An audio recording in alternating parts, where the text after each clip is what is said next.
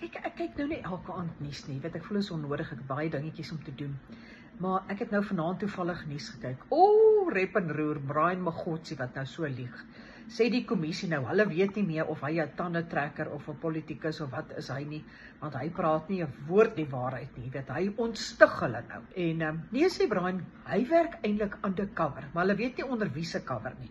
Niemand weet nou van 'n cover wat hulle ooit vir hom gegee het, maar toe sê hy, as mens undercover werk, het jy eintlik 'n tweede persoonlikheid wat jy aanneem. Jy weet, so hy moet lieg, want hy's nou 2 mense en baie ontstel. Almal is nou ontstel daaroor. Maar nou 2 minute later op die nuus, sê die nuusleser, ons skakel nou oor na Skotland toe. Ja, ons gaan nou kyk na 'n klomp takbokke wat uitgespan is.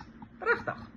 En die takbokke is uitgespan want hulle rus nou voordat Kersvader hulle inspan om die slee te sleep. Nou dink ek by myself, wie lieg nou die meeste? Is een se lieg nou polities, dis verkeerd, maar dan lieg ons nou oor Kersvader en takbokke, dis okay. Kan nie. Man, nie 5 minute later nie.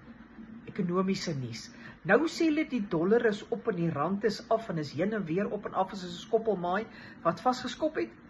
Nou weet ek nie, moet ek dit nou glo nie. Is daai pryse nou reg? As ons nou 2 nuusberigte direk na mekaar so lieg, kan ek nou die derde een vertrou?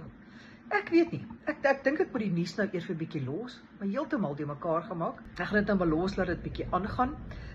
Maar ek dink, tensy Brian Magotsi nou binne die volgende paar dae dalk sê dat hy Kersvader is en dat daai bokke vir hom uitgespan is. Want miskien gaan nou massive Kersskenke koop met daai geldjies wat hy nou daar 'n bietjie verskans het met sy dubbel persoonlikheid en dubbel lewe. Ek weet nie, dis maar afleiding wat ek maak. Maar dis hoekom ek sê, die nuus verwar my. Maar sterkte vir julle. Ek hoop julle vind insig en waarheid daarin. Gegroet van Mati.